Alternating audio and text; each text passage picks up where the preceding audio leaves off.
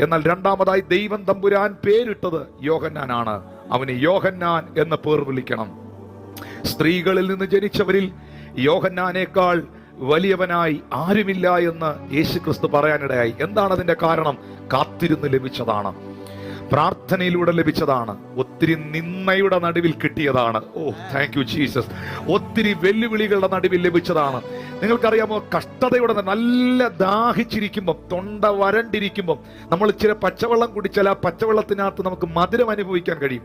നല്ല വിശന്നിരിക്കുമ്പോൾ നമുക്ക് അല്പം ഫുഡ് കിട്ടിയാൽ ആ ഫുഡിന് നല്ല ടേസ്റ്റ് ഉണ്ടാകും. ദൈവമക്കളെ, ഈ നിലയിൽ നിന്ദകളിലും പ്രതിസന്ധികളിലും വെല്ലുവിളികളിലും കഷ്ടതകളിലും വർഷങ്ങളായി കടന്നു പോകുകയും എന്നാൽ അതിന്റെ മധ്യേ പ്രാർത്ഥന മുടക്കാതെ, ദൈവിക ശുശ്രൂഷകൾക്ക് മുടക്കം വരുത്താതെ ദൈവസന്നിധിയിൽ നിലകൊള്ളുകയും ചെയ്ത നിന്റെ ജീവിതത്തിൽ വെളിപ്പെടുന്ന പ്രാർത്ഥനയുടെ മറുപടികൾക്ക് മാധുര്യം ആരോടോ ഉള്ള ദൈവികമായ ഒരു ദൂതാണ്.